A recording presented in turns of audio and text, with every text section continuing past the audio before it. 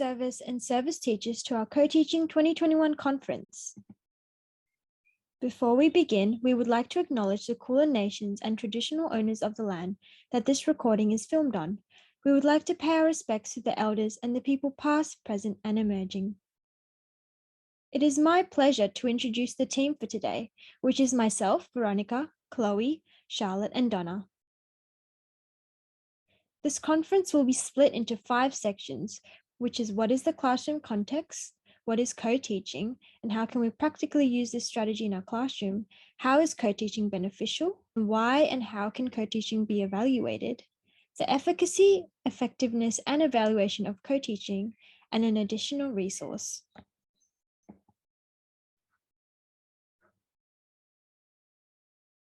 An essential part of being able to effectively use inclusive teaching strategies is to understand your classroom context.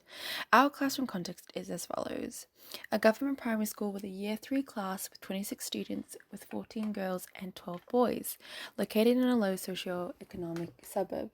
This classroom is culturally diverse, with students coming from different backgrounds and family contexts, as well as some with additional needs.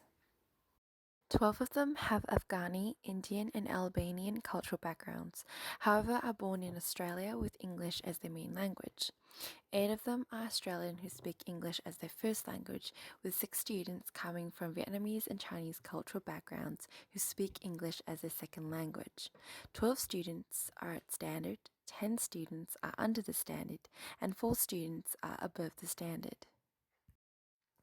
The overall class-wide needs include tasks that consider varying cultural, religious, and individual backgrounds and differences, an environment that is safe, supportive, and respectful of each student, having a teacher which sets high academic expectations for the class, but also prioritizes development and improvement in various aspects collectively as peers.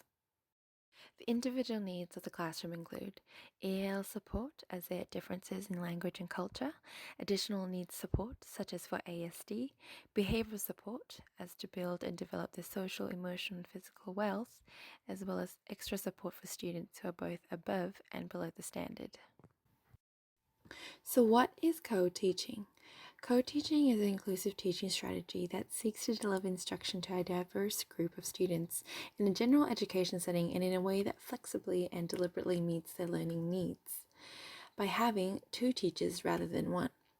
The 5 models of co-teaching include team teaching, parallel teaching, alternative teaching, station teaching, and the last 2 models with 2 similar methods: 1 teaches, 1 assists, and 1 leads, and 1 observes. Team teaching is a strategy in which 2 teachers are equally engaged in the delivery of the lesson content and are also actively involved in classroom and behavior management. Benefits include increased engagement due to the collaboration of the teachers and role models to students about respective collaboration despite differences.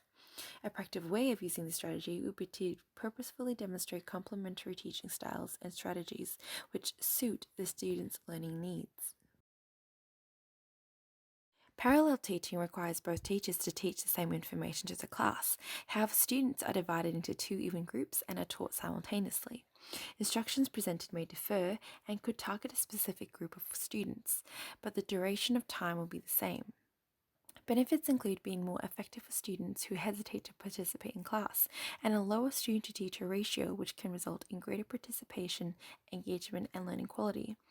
A practical idea would be to use parallel teaching in contexts that requires teachers to differentiate instruction as to meet the students' needs and learning styles by splitting them according to their levels. Alternative teaching involves having one teacher work with a small group of students while the other teacher offers instruction to the rest of the class, providing 2 different teaching approaches. This strategy can be used for special or relevant activity, enriching students' learning, for intervention, pre-teaching, or to maximize individualized instruction. Benefits include being able to address particular students' needs, including those who may have attention problems, and to monitor students' performance in class, leading to effective feedback and positive reinforcement. A practical idea is to use the strategy to provide further support and assistance for students with needs by making the appropriate accommodations to instruction within the small group. Station teaching requires students to be placed into 2 or 3 groups, with each teacher delivering their part of the instruction at their station. Content is delivered at the same time, with students rotating from one station to another, with a third station for independent work. Benefits include a lower student-to-teacher ratio, which can expand their thinking, increase engagement and participation, and less behavior issues. A practical idea would be to use station teaching for EAL students to further support their learning. Teachers can divide the groups according to their language ability and create two versions of their part of the lesson content, differing in the manner that the content is delivered. The last model contains two methods.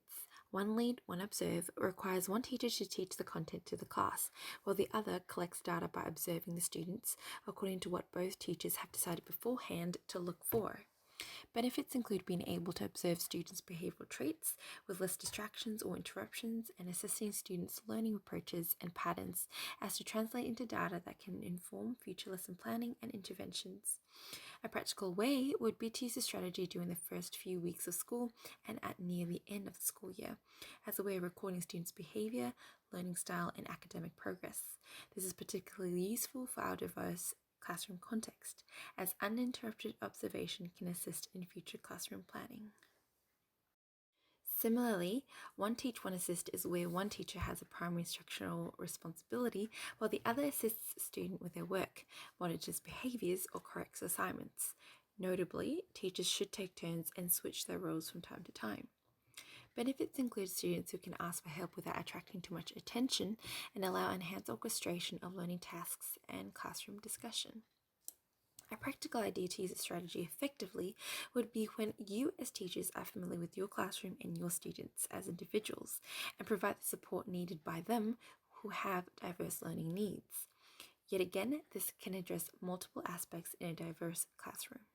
Thanks, Chloe. So we know what co-teaching is all about and how we can implement it in our classroom, but why should we use it and how is it beneficial to our students? Let's take a closer look at how co-teaching can improve student outcomes and support student learning needs, participation, and engagement in the classroom. Co-teaching can benefit students in a variety of ways, including by lowering the student-teacher ratio, providing multiple explanations and avenues of support, promoting individualized instruction, and providing positive behavior models. The central feature of co-teaching is having two teaching professionals in one classroom. The reduction in the student-teacher ratio provides more opportunities for the implementation of evidence-based inclusive strategies, such as individualized instruction, providing feedback, and closer monitoring of behavior. This alone can contribute to improved student engagement, academic achievement, and social interactions. When parity within the co-teaching team is maintained and students feel comfortable working with either teacher, students will have access to multiple avenues of support, different explanations, and teaching styles. This additional support can aid in developing students' conceptual understandings, which can lead to improved learning and engagement. Having two teachers in the one classroom allows for the provision of more individualized instruction within a whole class or small group setting. This removes the need for students with additional needs to be withdrawn from the classroom and allows them to work within a less restrictive environment while still receiving that additional personalized support.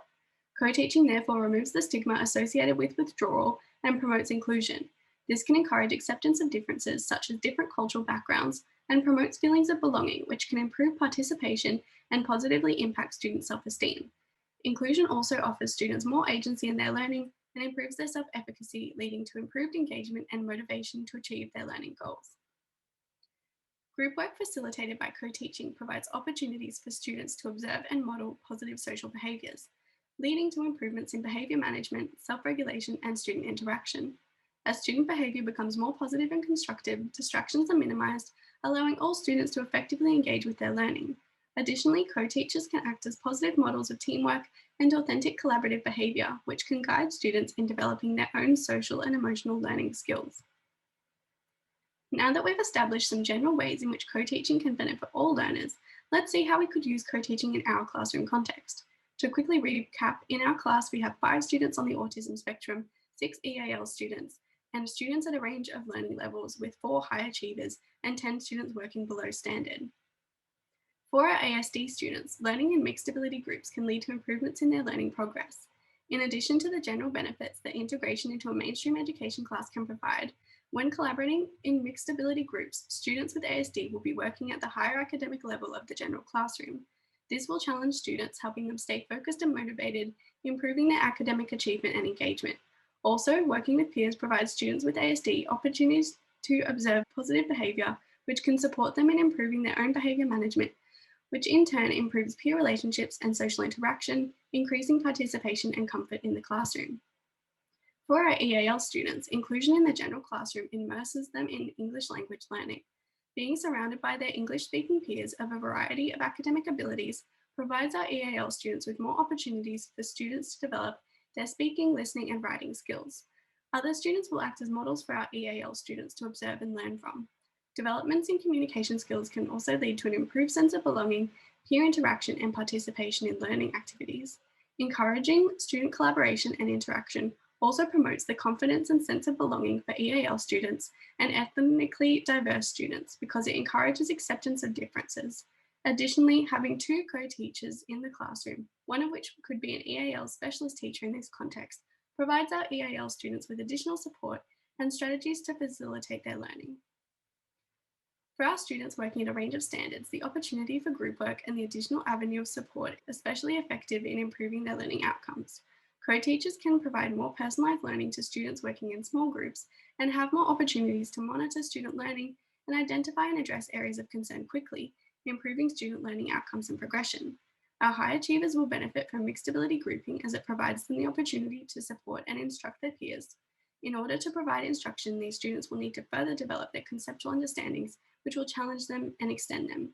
Consequently, students sitting below standard will also benefit from this, as they may learn more readily from a peer or simply because other students provide another explanation in addition to those given by co-teachers.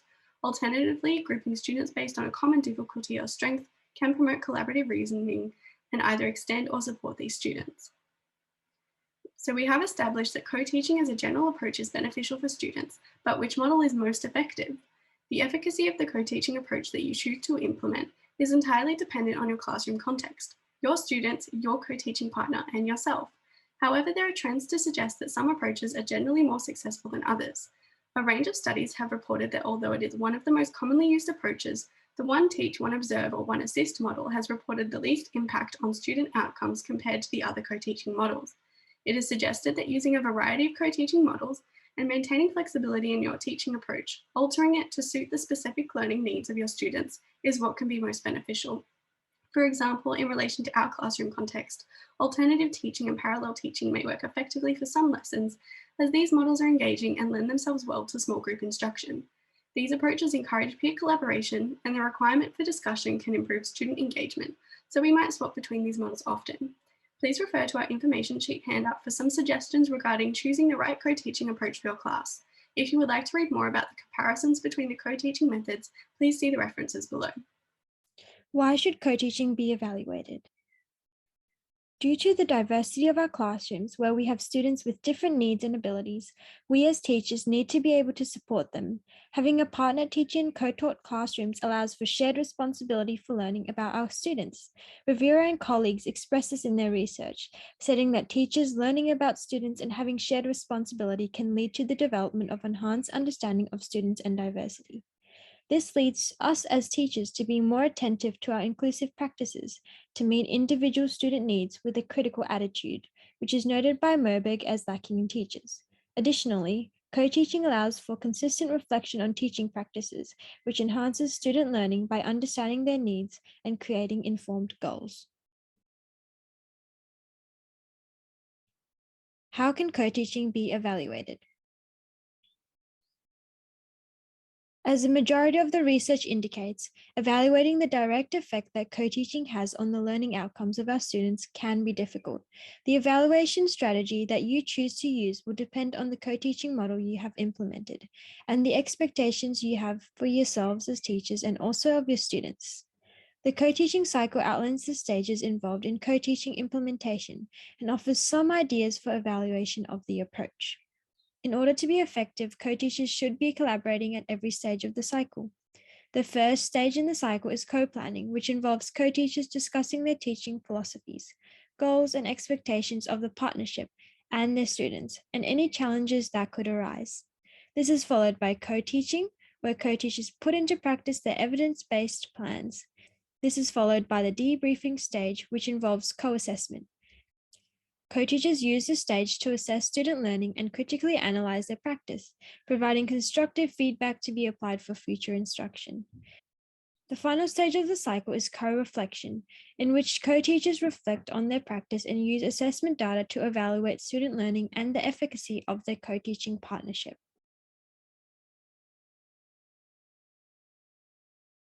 How can we evaluate the impact of co-teaching on students? To assess student learning on the co-teaching approach, we can utilize co-debriefing and co-reflecting.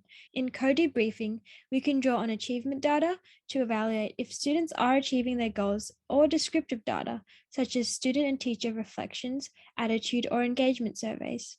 Results will indicate how students are responding to the teaching approach and whether explicit changes need to be made.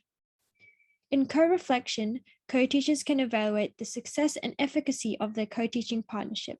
This is done by reflecting on their practice, by sharing different observations on the same lesson, discussing what worked, what didn't, and what should be different for future lessons. Co-reflection also offers the opportunity for evaluating the co-teaching relationship.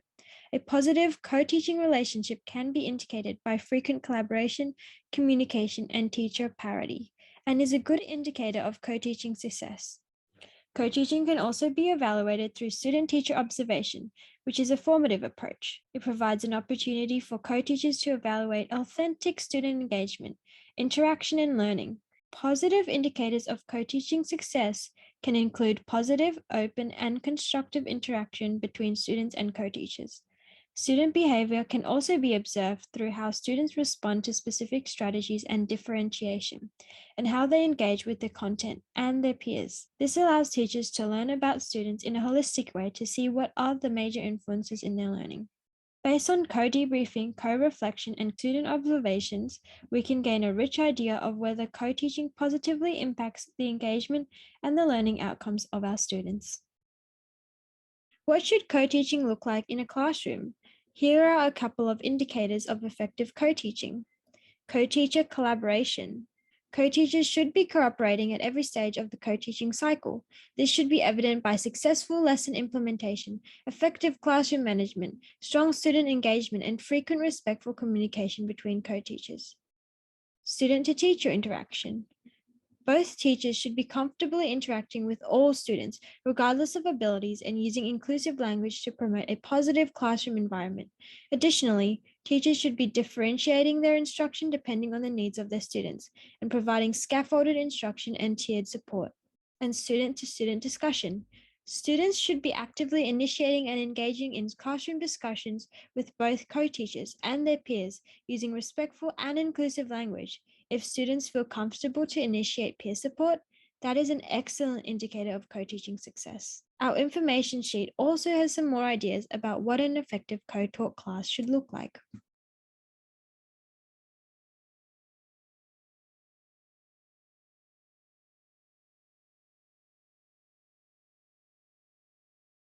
Thanks, Charlotte and Grace. The major question at hand was, how is co-teaching beneficial to students and aimingly to effectively support students? All of us can supportingly say we do agree that it has impacted on students' learning, behaviour, and overall engagement.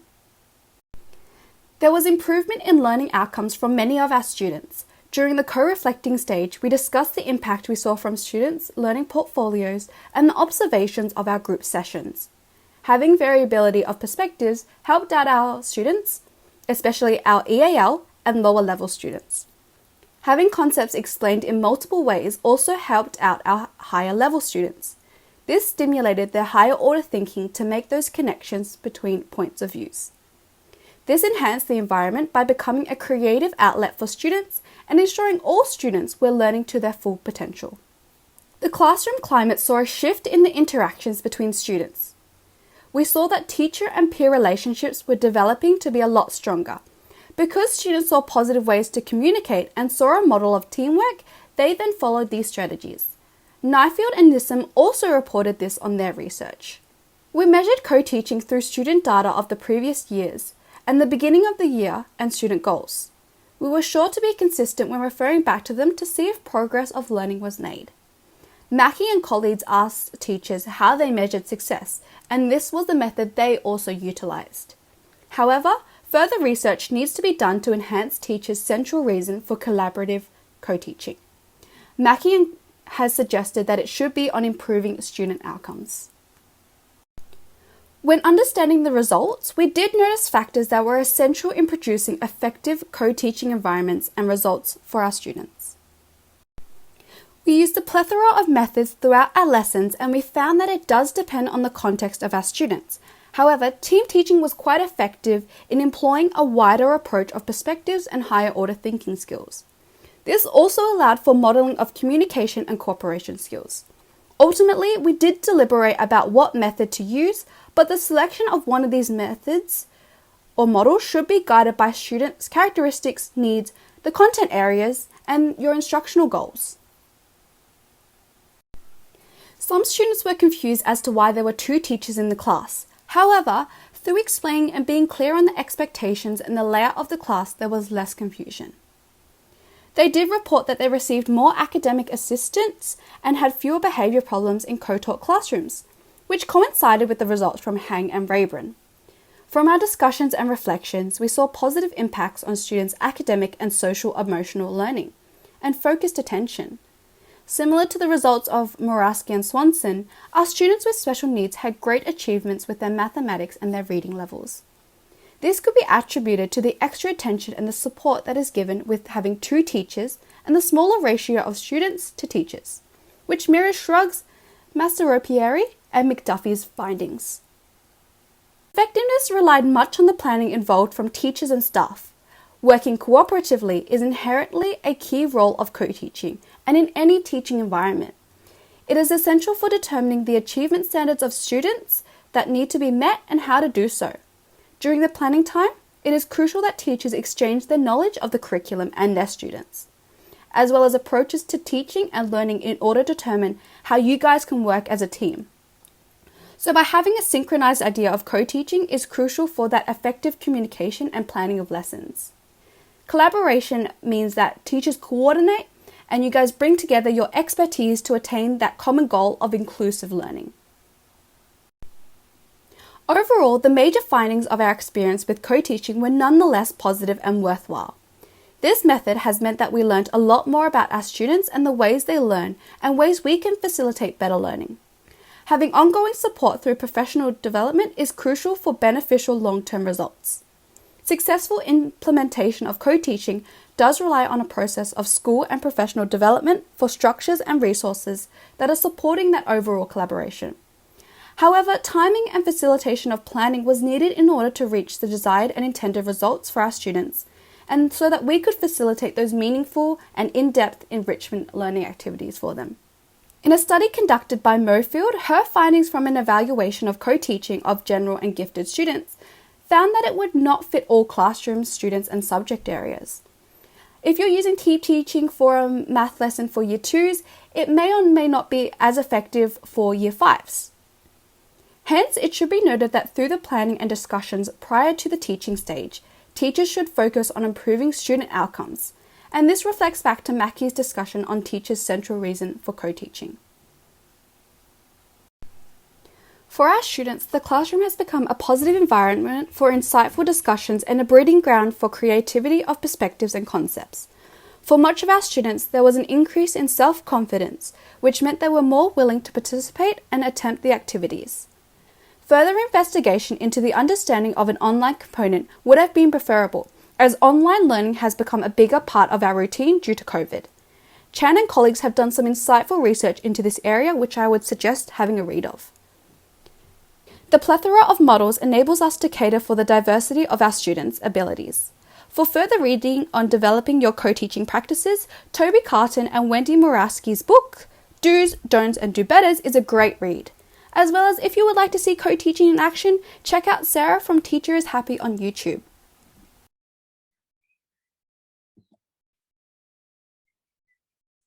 How can we further our knowledge?